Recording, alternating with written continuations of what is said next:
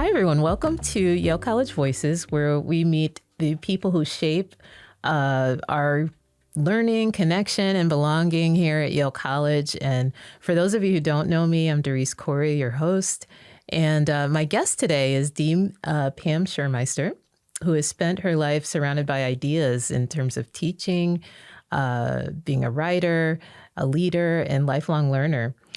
Pam is the Deputy Dean of Yale College and the Graduate School of Arts and Sciences, and also Dean of Undergraduate Education. So welcome, Pam. I'm so happy to have you here. Thank you. I'm happy to be here. Awesome. So, Pam, I'm just going to read your bio, and then we'll, have a conversation. Sounds good. Awesome. So Pam Schirmeister is currently Deputy Dean, as I mentioned, at Yale College and the Graduate School of Arts and Sciences, and Dean of Undergraduate Education. She recently received the Joseph W. Gordon Award from the Yale Phi Beta Kappa chapter for distinguished contributions in the arts and sciences. Before returning to Yale as a dean, she earned a BA and a PhD from Yale in English with a specialization in 19th century American literature. She has published 2 books of literary criticism with Stanford University Press and multiple articles, and is co-authoring a book on James Fenimore Cooper and American authorship. She has taught at Middlebury, NYU, Uni Konstanz in Germany. At Yale, she has taught in the English literature and humanities majors, as well as in directed studies. At both NYU and Yale, she was awarded teaching prizes. She also serves on the International Advisory Board at the Universität Karls Eberhard. Tübingen. Tübingen. At Tübingen. Tübingen. Thank you. And the board of the Pequot Library in Southport.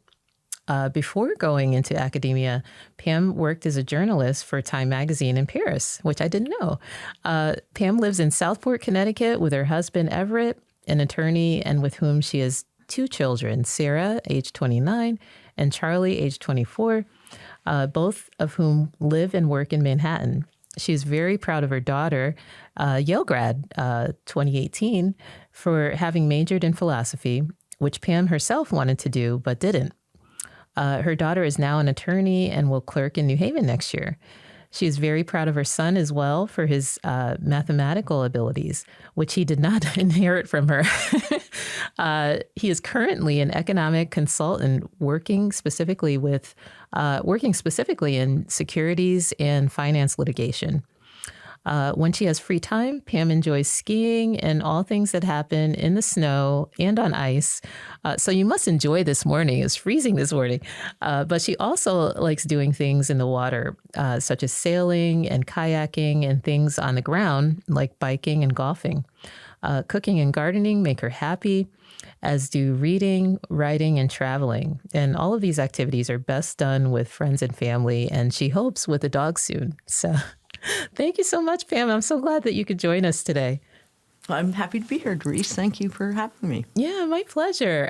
You have such an interesting path, and I didn't know that you had a journalist background or a journalism background, and so I'm curious if you don't mind, if we start there. Sure. Just briefly, from your time in journalism with Time magazine to your deanship here at Yale, like what first drew you to storytelling?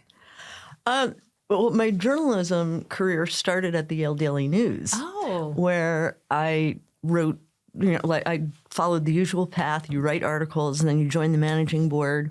I was the editorial editor, and my job was to cultivate a team, really, of op-ed writers, which was a very interesting, fun time.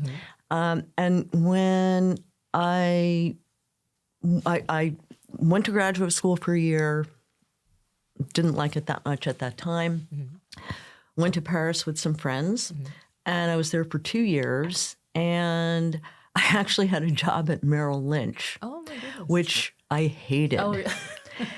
But I did need to make money. So I started freelancing, and I made a pest of myself at Time magazine. I went in there and I said, I think that you need to run articles about the Tour de France, because the Tour de France, I can't tell you why, I don't know, was so interesting to me. It just seemed to epitomize a certain aspect of French culture. Interesting. So they were like, no one's interested in the Tour de France except you and the people who ride in it. So no. But one day, the bureau chief said, there are 50 reported cases of this disease by the World Health Organization. Go see what you can find out about it. And it was AIDS. So imagine a time when there were 50 reported cases. So I went off and did that, and I guess they liked it, and I just started working there on a regular basis. Oh my goodness! Anyway, I was there for 2 years, and my career at Time magazine ended when I decided to come back to Yale to graduate school. And my very last article was about the Tour de France. Oh wow! Which I went and followed it for a week. At that point, I knew a lot of people already involved in the tour because it was interesting to me. Yeah. And now, of course, the tour is big business. It did not used to be. Really? Oh. So anyway, then I came back to graduate school and in the English department, and I thought maybe I was going to be a medievalist. I don't know why I thought that. But I had taken a class, not in college, but in my first year in graduate school in American literature. And it just, it was very interesting to me. So that's what I did. Oh, that's fascinating. I had no idea about the journalism part of your career. And so how did that, like you said, you came back to grad school, and then when did you go into teaching during that time, or was it during grad school? Or? During graduate school, and it, actually, I have, since being here, since returning to Yale, I have encountered so many former students from when I was really? a TF. Oh, wow. I just talked with one yesterday who works at Yale. And, you don't expect it. But, you teach a certain amount of time, you end up having taught a lot of students. Right. And you do encounter them again and again and again. Oh, that's so cool. And how did, like you said, when you encounter folks over the years or former students, like how did those early years influence how you approached your teaching, like when you were in the classroom? I think at that time, and it's a long time ago, so well I remember it, but I think at that time I actually learned a lot from my students. I mean, you're always learning from your students, but you can kind of tell in a classroom when people are getting it, and by getting it, I mean they are engaged, they're interested in the questions, they have a lot of questions, and your role is not to give them answers. Your role is to inspire the questions, I think, to a certain extent. And I just felt like I had such great students that they led the way. Yeah. Like, do you think, going back to thinking about how you were really interested in the Tour de France and your excitement for that, like, do you feel like you kind of connected that, or tried to connect that excitement for students in literature as well, or how did you sort of spark that, energy for them? I mean, I teach texts, and there is no text that just declares itself. Right. It's maybe helping readers go to the places that exactly hold the questions.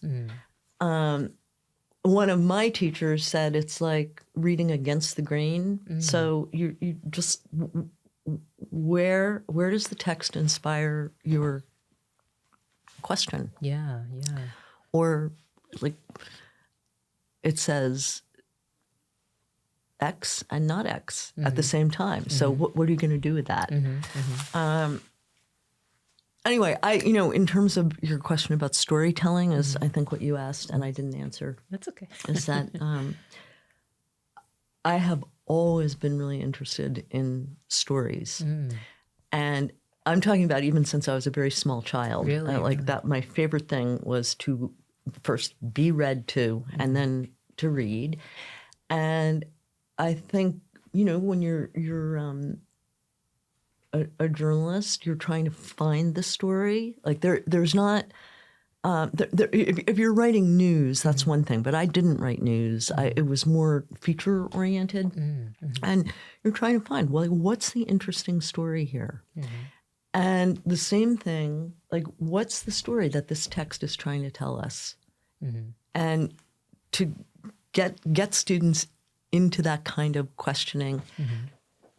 And then they're going to be interested. Stories are interesting. Right, That's their nature. Yeah. Do you have a favorite, like just thinking back, or maybe even as of today, do you have a favorite story? I like them all. You like them all? That's very cool. So you must have a collection, a library at home or in your office. How many, do you have a large collection? My husband doesn't let me buy books anymore in physical form. I can only buy electronic books because we don't have more space. I think a lot of people have that problem. Yes, right? yes. Yeah, it's so funny you say that. I recently dug out this, well, for me, it was for music. So I had a collection of CDs and it got out of control.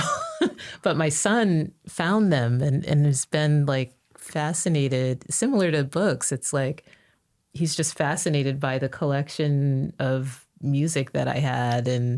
But then he's like, and then it stopped. And I said, yeah, because, it became messy trying to carry all this stuff around, and we have streaming now. Yeah.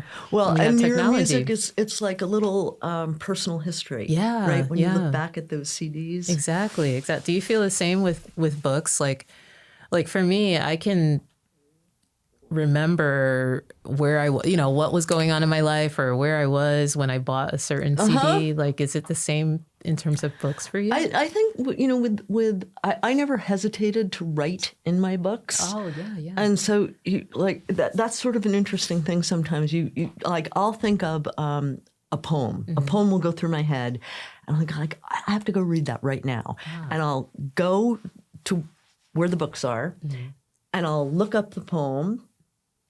That's like notes that I made maybe 20 years ago, 30 years ago. I think, really? I didn't know I thought that. So there's that kind of history that's just inscribed in the margins. I remember often the first time I read a book, if particularly you teach a book, you're going to read that book over and over and over. But the first time that you read it, can you remember when that was? In my case, I actually can many times remember because I know what classes I took as an undergraduate. And a lot of the books were first read then. Wow. Do you feel like, in terms of your notes, were they, were they notes about the emotion you felt at the time, or were they more just talking about the book questions. Or questions? Sometimes. Yeah. Yeah. And the only reason I ask is, thinking back to my time, maybe more so pre-college, it was almost frowned upon if we wrote in the book. Well, right? Unless it was going to be yours forever. When the books were not yours. Right. You did not write in them. You couldn't write in them, right? And but I love the idea of having notes, and when you, like you said, you look back on it, it's almost like a journal where you're looking back and thinking, wow, I thought that, or maybe expanding on whatever, notes you made in the book. Well, or you wonder, sometimes I would just underline something And I could look at it now and think, like, what was I thinking? Thinking about that? I thought that's the thing I wanted to underscore. Wow, interesting. And I tend to do the same thing. Like I'll look back. I keep a journal, but I keep it digitally because it became, I used to have a million of these, and and it got out of control. But I enjoy kind of looking back on the journaling to see like where was my mindset at that time, because sometimes my thought process changes, or my feelings change, so it's just fascinating to me to see snapshots of time as you go along. Well, that's a kind of storytelling too, right? Yeah. I mean, you're telling a story to yourself, about yourself. That's very true. Very true. So like when you did come back to Yale, like can you recall what captured I am definitely not saying that it was such a long time ago, but I am. But yeah, it was a long time ago. You keep reminding me. But yeah, like what do you remember? Like what captured your imagination during that period? Like what just really drew you in? Like what topics or what books or classes? I'm trying to think. At the time when I first came back here, I think that I taught a senior seminar. That was my first class here on Hawthorne, Melville, and Emerson. About, like, I had just finished a book on Emerson. And I have a very clear picture of it snowed one day and I was walking to class and I just thought, oh, this place is so beautiful. And these kids are so smart. And I am so privileged to be here. I was just so excited, it was material that I loved.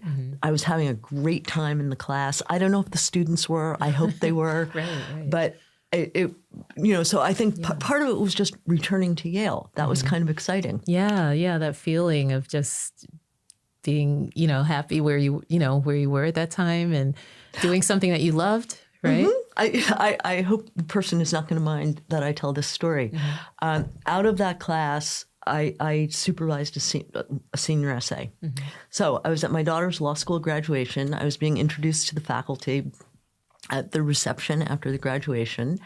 And this law professor that I'm speaking with said, wait a minute, you know what? You advised my senior essay. Oh, my goodness. It's 25 years later, so she didn't look exactly the same. Her name is different because she has married and taken her husband's name. And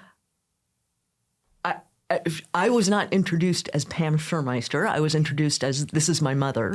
So there was, and I don't know how she knew that. I don't know how she figured it out. She said, I don't know, I just knew. Oh my gosh. So things do come back. They come back full circle. I tell people that all the time. Like, you never know when you make a connection, and obviously they somehow you connected, right? Like in terms of advising or whatever, whatever you did with their project. And, what's really cool is when it comes full circle and they remember you. But also, Darice, I was so proud of her. Yeah. I was so proud of her. Here she is, a law professor. She thought she wanted to be an English professor, and along the way decided, no, that's really not what I want, but I'm not sure what I do want. She just published her first book. Oh, I mean, it's very exciting. And then you see like they actually grow up and they turn into wonderful things. Right, and they do wonderful things. And that's an awesome feeling, because when you share that story, I think of, like we have our interns, right? Like New Haven Promise interns. And when they move on to do amazing things, or, end up being hired here at Yale, end up being directors at Yale. And it's like, that is so cool to see them go from high school students, college, and then, moving on. So yeah, I'm wondering if we could talk about, in terms of moving from when you were teaching, and then did you go into advising and curriculum design immediately after that, or? No, I actually came here as a dean. Okay. I was a dean at the graduate school, and we were organized differently. And I taught until I started to split my time between the graduate school and the college because I just didn't have time. And I do miss it. I love teaching. I started working at Yale College when Mary Miller was the dean. Oh, yes. And I was doing special projects for her. And, one thing turned into another. And I've worked for a lot of deans, I can tell you that. But I think really from at the graduate school, everything is very decentralized, meaning the departments really are responsible for the delivery of their own graduate education. Okay. The faculty are the experts. They deliver the education. At the college, things are more centralized because we have requirements. Like at the graduate school, the requirement is you have to take some courses, and we don't say how many. So Yale College, you have 36 or you don't graduate. We don't say how many. Have to take an exam. We don't say what it looks like. And you have to write a dissertation. And we do have rules about like the margins, just ridiculous rules. But the graduate school as an administrative entity leaves a great deal to the departments. At the college, there's much, much more hands-on, like what do we want the requirements to be? Are we actually preparing students for the world that they're going to enter? I think that's a question we have to go back to all the time because the world changes very, very quickly. And what we taught them 5 years ago, some of it may not be the best use of their time. And so anyway, it's important, I think, to just always be asking that question, are we preparing them for the world that they're going into? And what is our role in their formation, preparation? So there's just a lot more work at the college in terms of educational design. Okay. Is it difficult to switch hats between No, the I think two they go together, right? They're the graduate students, undergraduate students, they're all here to learn. Graduate students sometimes teach the undergraduates. Yeah. Do in terms of the differences that you mentioned, do you think that it will also sort of evolve for graduate students in terms of, like you said, like the decentralization? Do you think that will ever change, or is it almost like it works? Or I don't actually think it should change particularly. I think that you've got the faculty themselves doing their research. They're at the cutting edge by virtue of that. They're teaching the next generation of scholars, and the one, the I would say this maybe a sticky point is that the faculty are that much further ahead typically of the students, and that could be a like 10, 15, 20, 25-year gap. And the students are the ones who will be at the cutting edge, and they're not going to be at the same edge that the faculty are. So bridging that is important, I think. And where we're seeing that right now is the students are all using AI. I was about to ask you and about that. I don't even mean that in a negative way. I mean it in a positive way. That is, the students understand what AI can do in a way that many, many of our faculty members do not. And but that's a real question. How will generative AI shape a given discipline? It surely is going to shape every discipline. Yes. So you can't not know about it. Yeah. But we're not exactly teaching it. Anyway, that's a place I think where you see the distance between the students and the faculty. Yeah. It's so fascinating. We could probably talk a couple hours about that, but I have been working with our central IT on we call it a balanced scorecard item in terms of AI support for the community, including faculty and staff. And we haven't even scratched the surface for students yet. But I agree, like it's going to touch all of our, it's not just tech, it's going to touch all of our disciplines. And it's so important for us to figure out, okay, well, how do we support the community? How do we offer training or workshops and, things to help folks, help faculty get on, at least get your feet wet, know, because that, I think that's the key, right? Like, do you find that, is there resistance, in terms of? I don't know, actually. Yeah. I don't, I'm not sure. Well, at the graduate school, we asked, we wrote up a set of questions and distributed them to the departments. And we asked that every department have a conversation about the questions.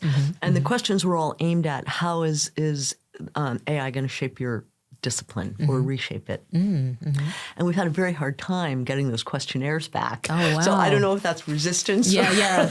I wonder, do you think not so much resistance, maybe it's more reluctance? Like you said, because when you started out mentioning, students are using AI in a positive way, but do you think? Well, and in a negative way. There are many. We have like more academic integrity cases at the college, I think, than we used to. But I would be very, very hesitant to make any kind of judgment about it. And I'm not even sure we have the luxury of a judgment. That is, we have it. It's here, and people are using it. So that's just the fact on the ground. You have to accept what is. And then the question is, how do we leverage it for good purposes? And hedge against the misuse of it. Right. Like ethical use and exactly. Yeah. But these are all very, very interesting problems to have. Yeah. It's changing I was just talking with a colleague yesterday after a workshop. And it's evolving so quickly. It's like, how do you even focus on, how do you learn when what you've learned today, it's going to change by the end of the week because there's some new release or there's some new feature. And the only way I can stay on top of it, like I literally have it's a ChatGPT feature where you can get like updates every morning. It'll run, it'll search for you and run an update for you. And I basically tell it. But wait, what kind of update are you asking for? I'm asking for, tell me about these platforms and any new features that have been released, as of today. So just so that I have an idea, I won't retain all of it, but at least reading it, I at least have an idea of, okay, this is where things are going this week, because it may change, in a couple weeks. There may be some new feature, So I try to, I just try to stay abreast of, okay, this is what's available, or, here are some new features. Here's how it could apply in higher ed, that type of thing. But it's tough to stay on top of because it's so much. Like you almost have to find the lane that you want to stay in and stay in that lane for a while. So, well, the other thing, of course, is that you're going along doing your work, whatever it is, the way that you do it. And you maybe like you're thinking about the chatbot is going to help you do your work in whatever way. But actually, it might change the way you do your work completely. Yes. And I think you have to be open to that. Right. Because it's you don't know what you don't know. Yeah. And it's not a one-way conversation. I mean, it is a conversation. It's it may help you do your work the way you do it, but you better be prepared to do your work in a different way too. Yeah, absolutely. Like, and I'll give you an example. Like you know how if we think about our websites, right? Like we have sites that have FAQs. Yeah. You know, and students can visit a site anytime they want and read an FAQ.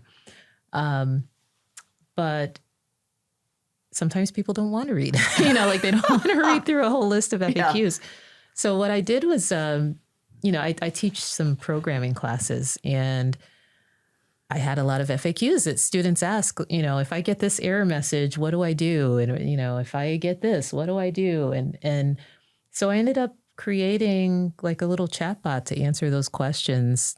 And instead of giving them complete coding answers, and I've managed to like build the chatbot to not don't give the full answer, like coach them along the way to understand, here's how you find the answer, and here's why, or here's why this is happening.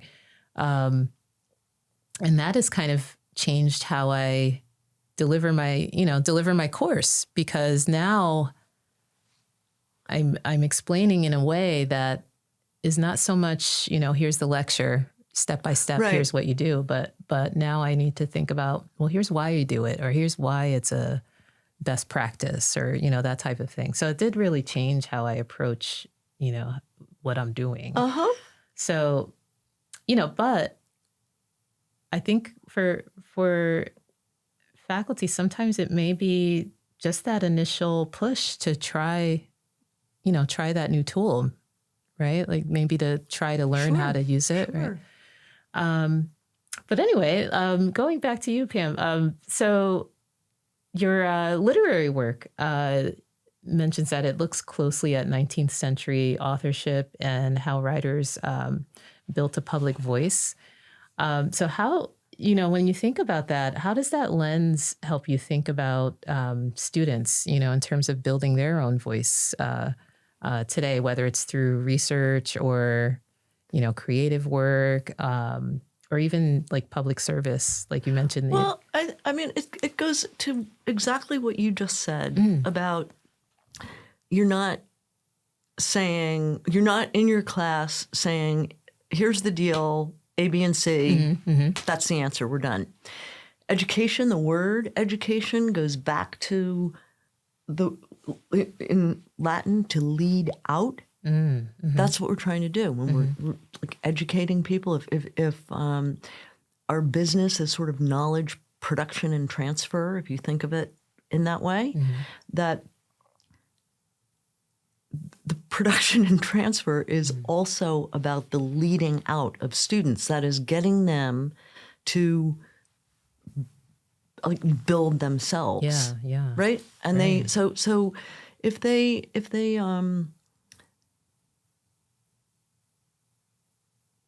I mean, I think any good teaching is going to do that. It's not going to, like, I understand this is a little bit, it varies, actually not a little bit, it varies quite a bit by discipline.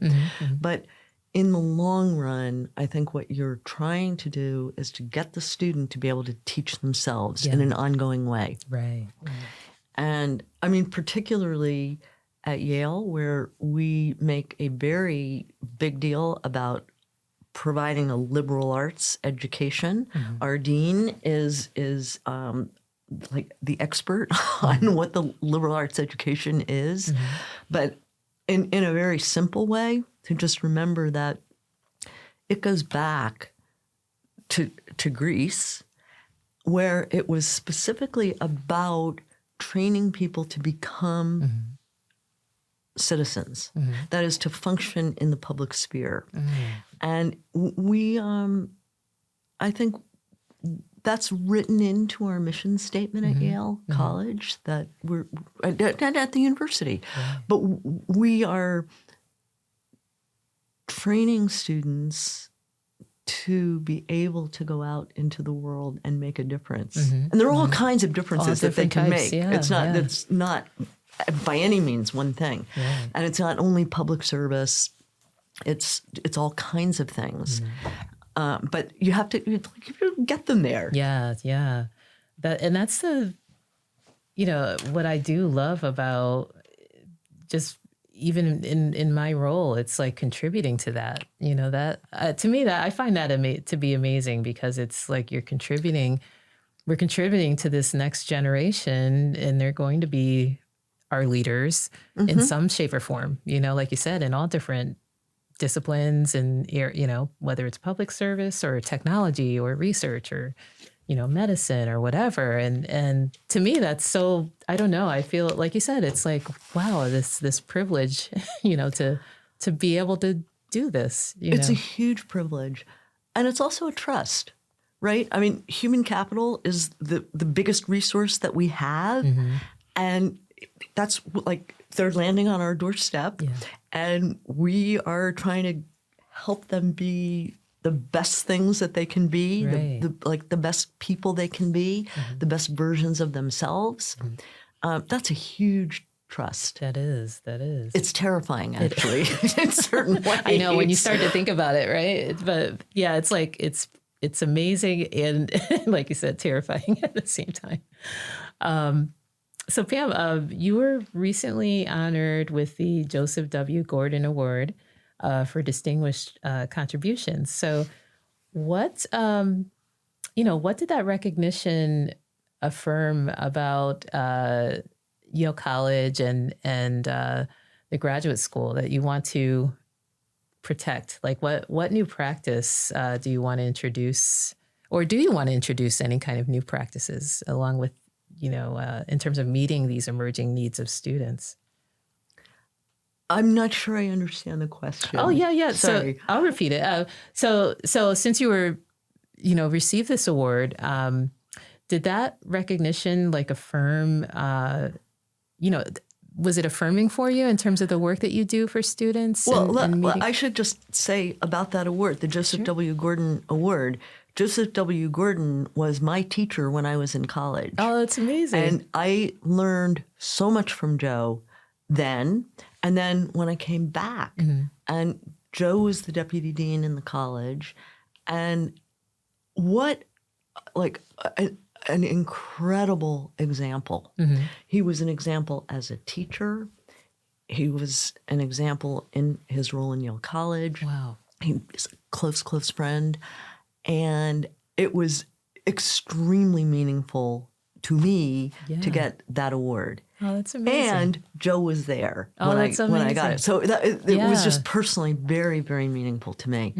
And Joe is a kind of testament to the power of teaching. Yeah. Like, I would not be remotely who I am without Joe. Yeah. He made a huge difference in my life.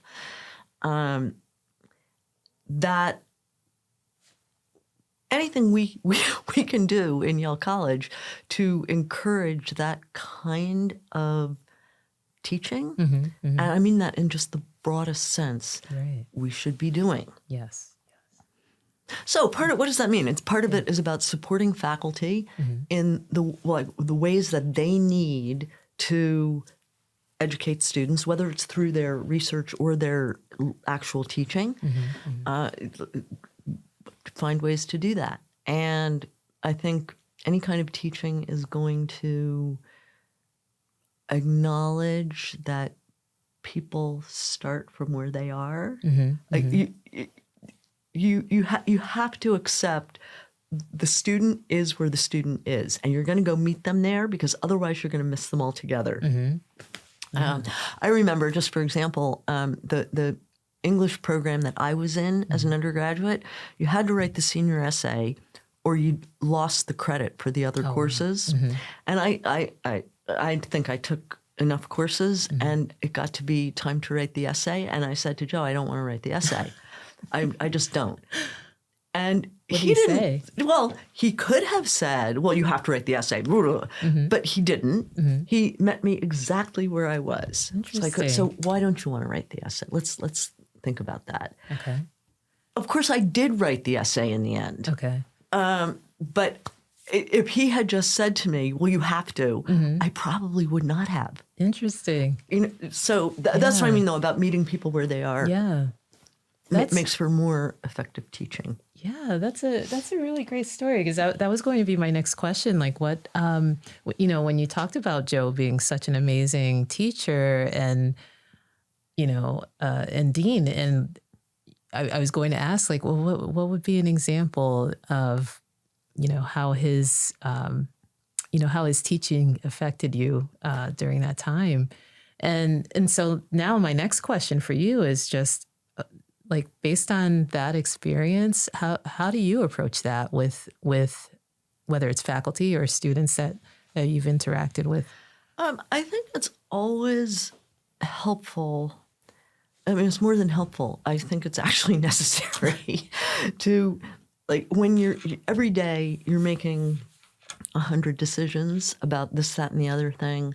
You're interacting with a lot of people, students, faculty, other colleagues of all kinds, that you have to have some values or principles that are very firmly in place so that, and I would say Joe was a great example of this. He always was thinking up here.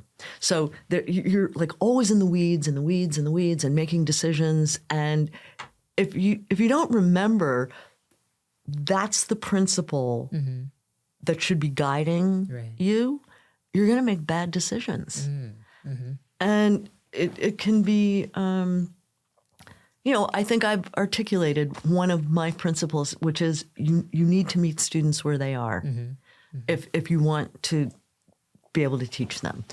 Or that like you're let's say Yale College has a lot of committees, right? Yes. And the committees are given charges, meaning that, like, please work on this problem this year. Well, as you go about that, like, you have to have in mind some kind of higher principle, or you're going to spin your wheels a lot and you will likely make bad decisions. Yeah, exactly. I mean, and it's so interesting that you say that, because that's what I do when it comes to IT projects. I kind of go back to, well, what's the purpose?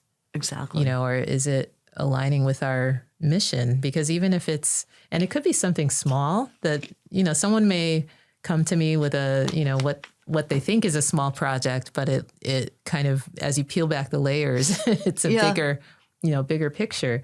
But just like you said, you have to kind of go back to this, is it aligning with our mission?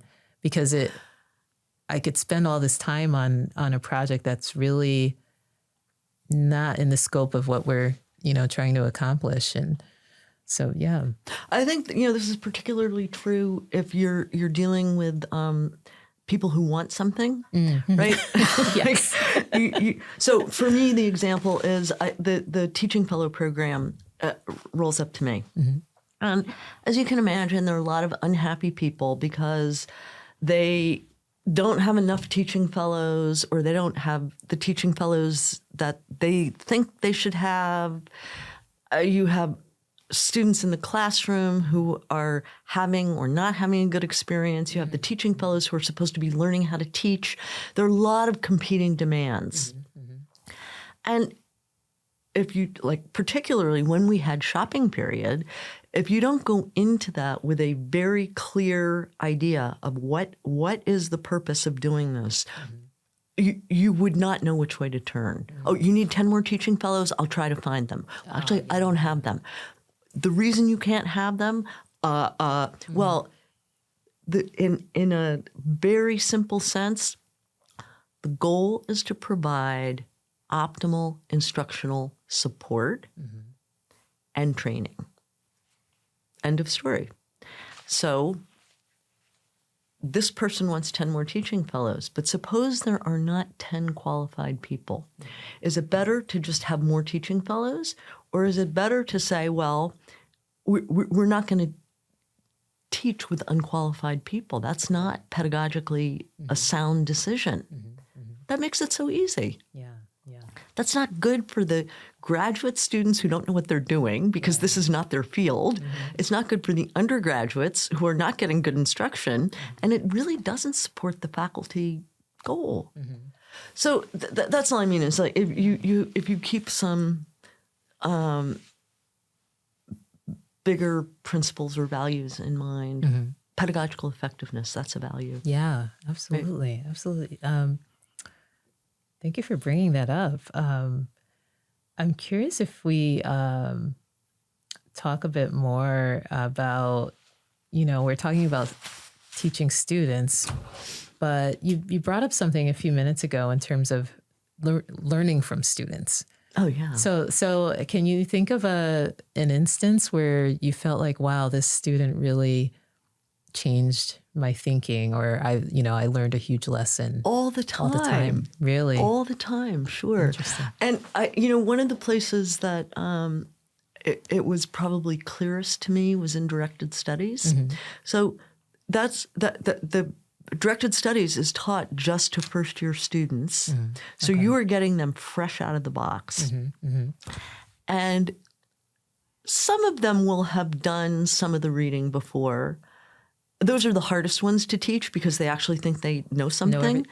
And you want them to go in with the idea that they don't know. And it's hard to unlearn things. So most of them have not done most of the reading. And it's like if you've read something, let's say 4 or 5 times even, let alone 10 or 15 times, and you've had years and years and years of training, learning how to read, well, you have ideas about this text. Yeah. But to listen to the kinds of questions that someone asks when they are fresh to the text, you can't help but learn. Wow. It's an astonishing experience because you think you know, and then they ask a question. It's like, oh, why is that a question for you? That's interesting. Yeah. And then you start to understand why it's a question again. And it's like relearning the whole text. Right, right. And you're learning about the process. There's the content. You're always learning that. But there's the process, too, of how does that person's mind process this?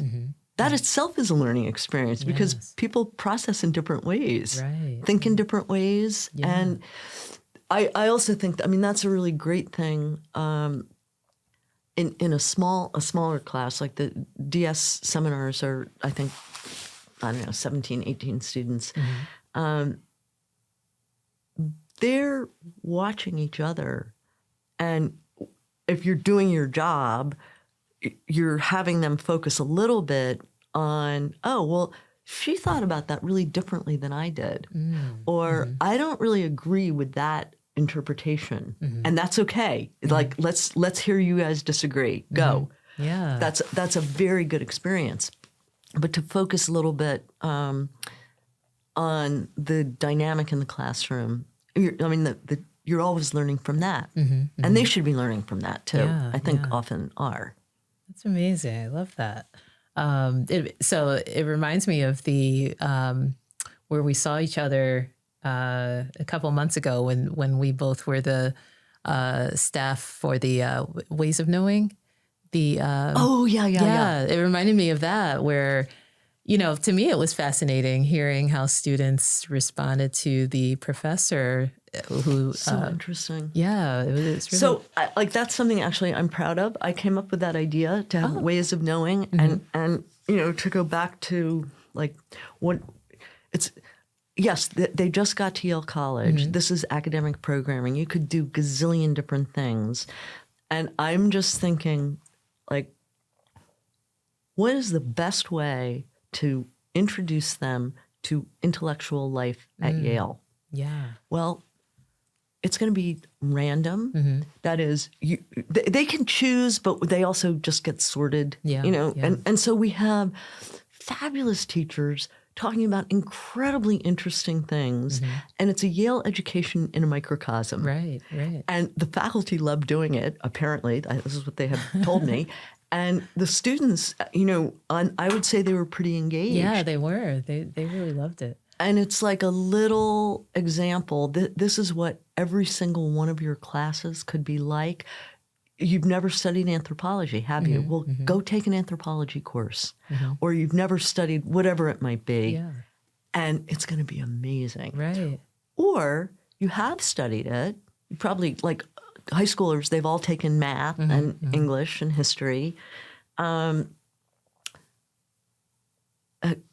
It's going to be different here. You're going to learn new things. It's not going to be just more of the same. Right. And that's an exciting experience. So you want that excitement like built in right at the beginning.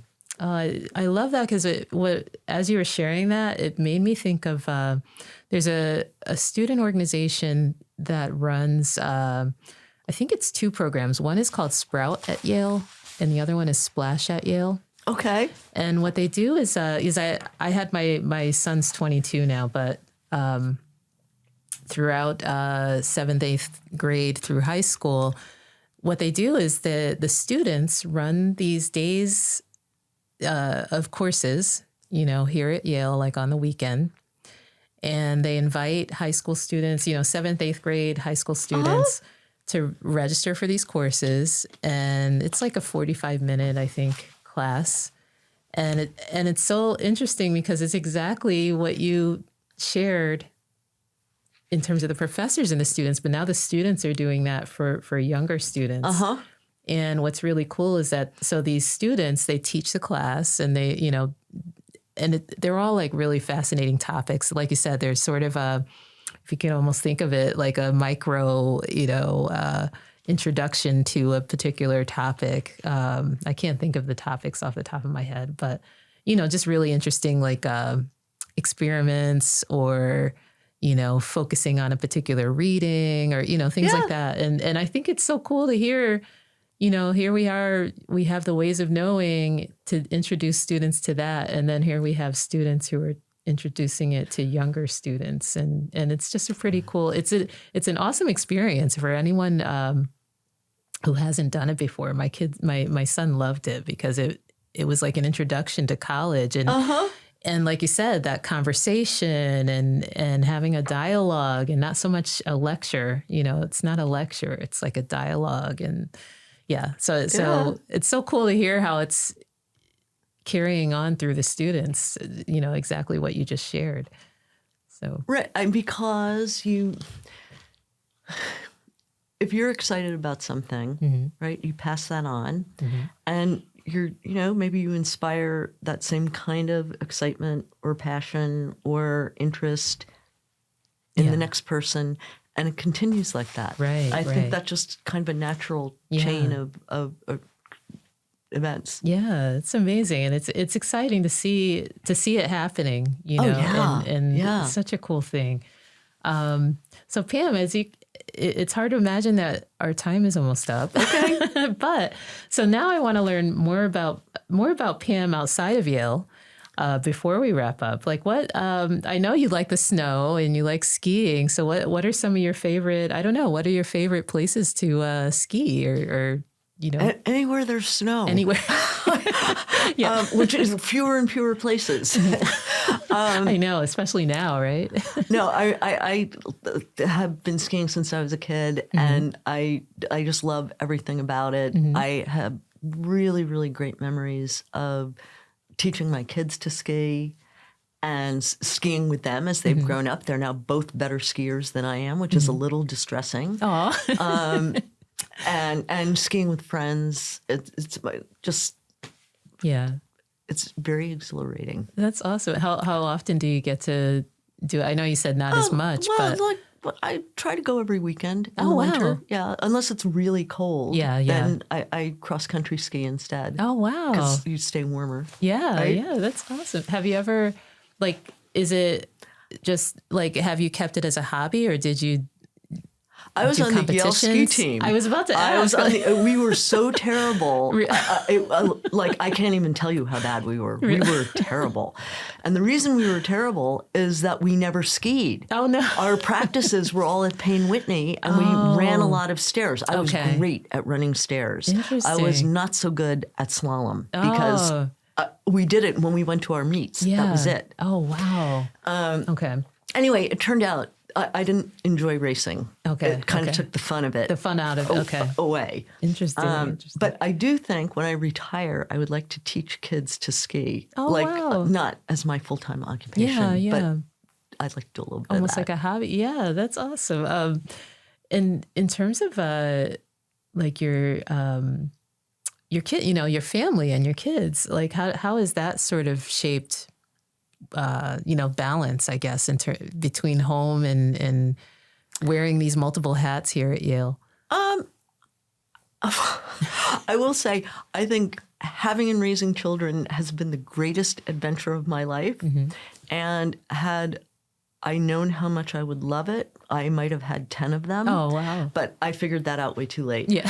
I think I was very lucky because I never really felt that as a tension. I had the kids went to school in New Haven, even though we didn't live here. Mm-hmm. So I always had them in the car. They're like little captives in the car. They couldn't escape. Right. So we had that kind of guaranteed time every day, the beginning and the end of the day. Mm-hmm. Even, when they were in high school, I was still doing that. Mm-hmm. And we, I could probably count on two hands the number of dinners we didn't have together as a family. That was just a thing that we always did. Yeah.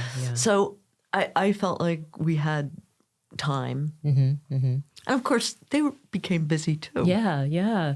It's funny you mentioned that because I do the same with my kids. They, I don't live in New Haven, but they went to school. My older son went to school and my younger son comes here to New Haven, and that's like our time, our commuting is time together, Of course. So yeah. So it's I think like you said, it's amazing, right?